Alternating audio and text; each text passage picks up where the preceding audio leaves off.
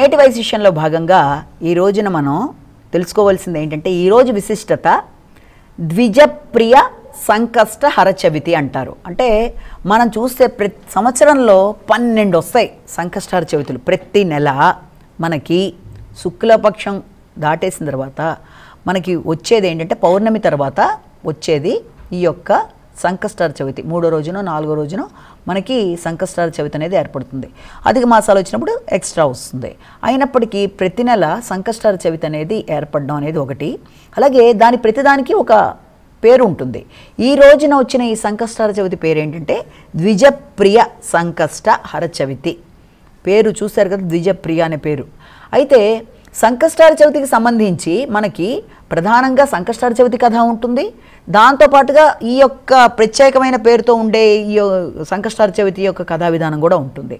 సాధారణంగా సంకష్టహర చవితులు కొందరు ప్రతి నెల పాటించి చేసుకునే వాళ్ళు ఉంటారు. సంకష్టహర చవితి నాడు అది పూజా విధానాల్లో కొందరు 3 వారాలు ఉంటారు, కొంతమంది 11 వారాలు, కొంతమంది 7. అలా లెక్క ప్రకారం ఉండి సంకష్టహర చవితి వ్రత విధానాన్ని పాటించుకుంటూ వెళ్ళే వాళ్ళు ఉంటారు. ఇక్కడ మనం ఏం చేస్తున్నాం అంటే అసలు ఎప్పుడైనా సరే సంకష్టహర చవితి యొక్క కథా విధానం అసలు ఏంటి ఆ కథ అన్నది మనం మాట్లాడుకుంటాం. ఇప్పుడు చెప్పిన ఆ కథ విన్నా కూడా ఇప్పుడు అందరూ కూడా చేయగలిగిన పరిస్థితిలో ఉండొచ్చు, ఉండకపోయినా కథ వినడం కూడా ఇప్పుడు కూడా పుణ్యకథ శ్రవణం అనేది కూడా చాలా మంచి ఫలితాన్ని ఇస్తుంది. ముఖ్యంగా మాఘమాసం అంటేనే చాలా చక్కటి యొక్క స్నానాదులకి, తర్వాత పుణ్యకథ శ్రవణాలకి, దానాదులకి చాలా విశేషమైన రోజుగా చెప్తాను, విశేషమైన మాసంగా చెప్తాం. కాబట్టి అంటే పాపాన్ని హరించే మాసాలుగా దీన్ని ప్రధానంగా చెప్తారు. కాబట్టి అందులో కూడా మనకి ఈ యొక్క వచ్చిన ఈ మాఘమాసంలో ఈ కృష్ణపక్షంలో మనకి వచ్చిన ఈ సంకష్టహర చవితికి సంబంధించిన కథ వినడం కూడా చాలా మంచిదే. మామూలుగా ఈ సంకష్టహర చవితిలో 2 రకాలైన కథలు అని చెప్పాను. మొదటి దాంట్లో ఏంటంటే అసలు మామూలుగా సంకష్టహర చవితి కథ. ఇప్పుడు మనం ద్విజప్రియ సంకష్టహర చవితి కథ కూడా ఉంది. కాబట్టి అసలు ఈ రోజున చాలామంది పొద్దున్న లేచి ఉదయమే గణపతికి పూజ చేసుకొని తర్వాత ఆయన ఆలయాలు సందర్శించి తర్వాత దాంతోపాటుగా ఆ వ్రతాన్ని ఆచరించుకునే వాళ్ళు ఉంటారు. లేదా మామూలుగా ఇప్పుడు కథా విధానం పొద్దున్న సాయంత్రం కూడా కథ విని అక్షంతలు వేసుకునే వాళ్ళు, ఆ విధానం ఒకటి మనం చెప్తాం. ఇప్పుడు ద్విజప్రియ ఈ సంకష్టహర చవితి కథ విధానాన్ని కనుక మనం తీసుకున్నట్లయితే మామూలుగా ఒకానొకప్పుడు ఒక రాజ్యంలో సత్యయుగ సమయంలో ఒక మహారాజు ఉండేవాడు. ఆయన రాజ్యంలో ఒక పురోహితుడిలాగా ఒక మంచి వ్యక్తి విష్ణుదత్తుడు అనే పేరు, విష్ణు శర్మ పేరుతో ఒక చక్కటి ఆయన దగ్గర ఒక పురోహితుడు ఉండి ఆయన దగ్గర ఉండి ఆయన జీవితాన్ని ఇది చేస్తూ ఉంటాడు. అంటే మంచి చెడులు చెప్పడం మహారాజుకి. అలా చేస్తూ ఉండగా ఆయనకి సంతానం 7 సంతానం ఉంటారు. ఎవరికి? ఈ యొక్క విష్ణు శర్మ అనే ఆయనకి. ఈ 7 సంతానంలో కూడా 7 పిల్లలకి కూడా వివాహం చేస్తాడు. ఆ 7 కొడుకులకి కోడళ్ళు వస్తారు. అందరూ వచ్చినా కూడా కాలక్రమేణా పెద్దవాడైపోయిన తర్వాత ఈయనకి వయసు పైబడిన తర్వాత తన యొక్క శరీరం సహకరించక పెద్దవాడైపోయాడు కదా ఈ విష్ణు శర్మ అనే వ్యక్తి. తర్వాత రాను ఆయనలో శక్తి అనేది తగ్గిపోతుంది.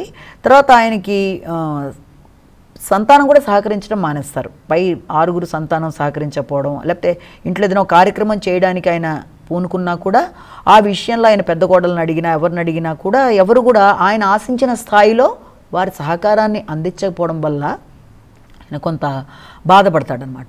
ఇలా బాధపడి ఆయన ఇబ్బంది పడుతున్నప్పుడు ఏమవుతుందంటే ఆఖరి కోడలు యొక్క సహకారంతో మొత్తానికి ఆయన ఒకరోజు ఈ రకమైన ఇబ్బందులు ఉన్నప్పుడు ఈ గణపతికి సంబంధించినవి చేయడం బట్టి తప్పనిసరిగా వ్యక్తి యొక్క ఇబ్బందుల్ని అధిగమించగలరని ఎవరో పెద్దలు చెప్పగా విని దాని ప్రకారం ఆయన ఏం చేస్తాడంటే ఇది చేయడానికి సంకల్పిస్తాడు.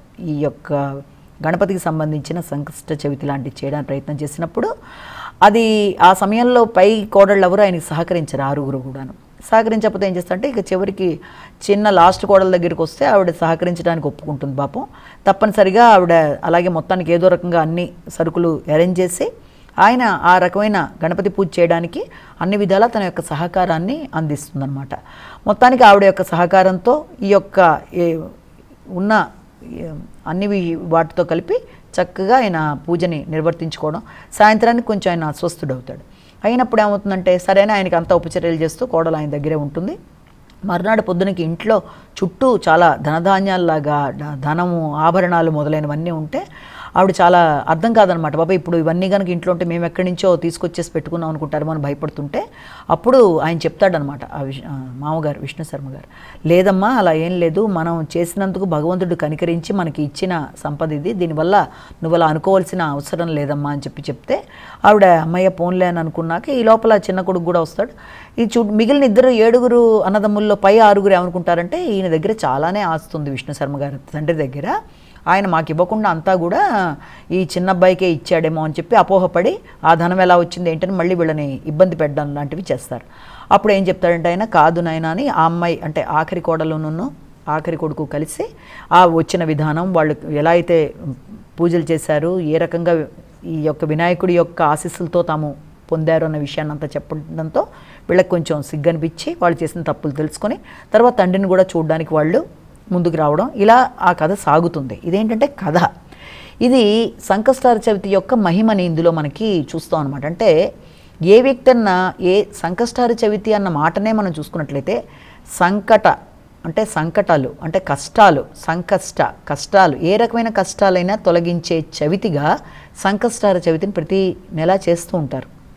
అలా చేస్తున్నప్పుడు అందరి యొక్క ఉద్దేశము ఏంటంటే వ్యక్తికి ఏ పని మొదలుపెట్టినా కూడా మొట్టమొదట వాళ్ళు చేసేది ఏంటంటే వినాయకుడిని పూజించకుండా ఏది, అందుకే ఆదిదేవుడిగా ఆయన పూజిస్తూ ప్రతిదానికి అంటే విద్యలో అయినా విద్యా విఘ్నాలు రాకుండా ఉండడానికైనా, లేకపోతే ఒక గృహ నిర్మాణంలో గృహ ప్రవేశ విషయంలోనైనా, లేకపోతే ఒక వివాహాది కార్యక్రమాల్లోనైనా, లేకపోతే ఒక మంచి శుభకార్యాల్లో కానీ ప్రతి చోట విద్యా వివాహాది గృహ నిర్మాణం ఏ కార్యక్రమంలోనైనా వినాయకుడితో మొదలుపెట్టి వాళ్ళు కార్యక్రమాలు మొదలు పెడతారు పూజ చేసి. ఎందుకు చేస్తారు అలాగంటే వినాయకుడు అంటేనే విఘ్నాలు తొలగించే దేవుడు కాబట్టి మేము చేస్తున్న ఏ కార్యక్రమంలో కూడా మాకు ఎదురవుతున్న ఇబ్బందులు లేకుండా మమ్మల్ని ముందుకు తీసుకెళ్ళి భగవంతుడు ఆయన ఆశీస్సుల కోసం చాలా విశేషంగా వినాయకుడికి సంబంధించి ప్రతిరోజు చేసుకునే వాళ్ళు ఉంటారు. అలా కాకుండా ప్రత్యేకంగా దాన్ని ఒక వ్రతంలా పెట్టుకొని ప్రతి నెల కూడా వచ్చే సంకష్టార చవితులు చేసుకుంటూ ముందుకెళ్ళే వాళ్ళు కూడా చాలామంది ఉంటారు.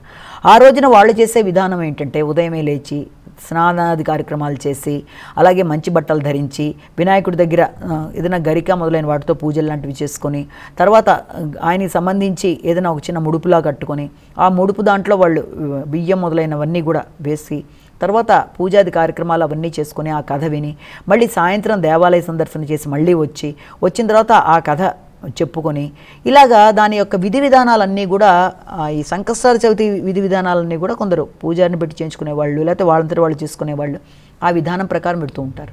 ఎవరు ఏ విధానంలో చేసినా కూడా ఈ 12 నెలలు వచ్చే సంకష్టార చవితుల్లో ఒక్కదానికి ఆయన ఒక్క రూపాన్ని ఉద్దేశించి దాని ప్రకారం కూడా సంకష్టార చవితులు చెప్తూ దాంట్లో ఒక్కసారి ఒక్క విశిష్టత చెప్తూ పెడతారనమాట.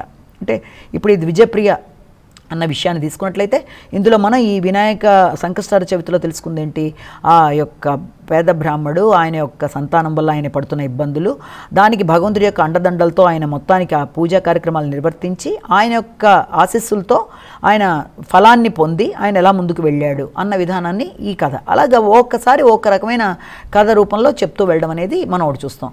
అలాగే మామూలుగా కూడా సంకష్టార చవితి అనేది కూడా అసలు అదేంటి, దానికి సంబంధించి ఏంటి అన్న దానికి సంబంధించింది ప్రతిసారి చెప్తారు. ప్రతిసారి చెప్పే సంకష్టార చవితి కథ జనరల్గా వచ్చే సంకష్టార చవితి కథ వేరు.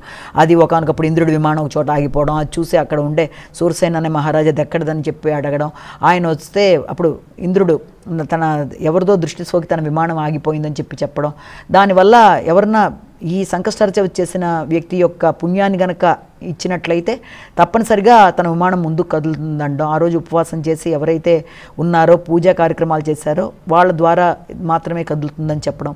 ఆ పరంగా ఆ ఊరిలో అనుకోకుండా ఒక స్త్రీ ఆమె చేసి తెలిసి తెలియక ఉపవాసం వాటి వల్ల కూడా మొత్తానికి ఆవిడకి ఆ ఫలితం, ఆవిడ తీసుకెళ్ళడానికి గణేష్ దూతలు రావడం, వారి యొక్క విధానం వల్ల ఆమె మీదచి వచ్చిన గాలి వల్ల ఆ యొక్క మొత్తానికి ఆ విమానం కదలడం ఇంద్రుడిది. ఇవన్నీ కూడా సాధారణంగా ప్రతి నెల చెప్పే గణేష్ చవితి యొక్క సంకష్టార చవితి యొక్క ప్రాధాన్యత అది అన్నది అక్కడ చెప్తాం. అది కాకుండా ఇదేంటంటే ఏ నెలకు ఆ నెల చెప్పే కథలో విజయప్రియ సంకష్టార చవితి అంటే ఏంటి అన్నది ఇప్పుడు ఈ నెల యొక్క విశేషంలో ఈ మాఘమాసంలో మనం చెప్పుకోవడం జరిగిందన్నమాట. కాబట్టి ఎప్పుడైనా సరే వినాయకుడిని నమ్ముకొని ఆయన ఆశీస్సులు తీసుకొని ఎలాంటి విఘ్నాలు కలగకుండా చేస్తున్న కార్యక్రమాల్లో మనసా వాచా కర్మేణ వినాయకుడిని తలుచుకొని కనుక ముందుకు వెళ్ళినట్లయితే సంకష్టార చవితి మహిమ వల్ల అన్ని విధాల అనుకూలత అనేది ఏర్పడుతున్నది ఈ కథ ద్వారా మనం తెలుసుకున్నాం. నమస్కారం.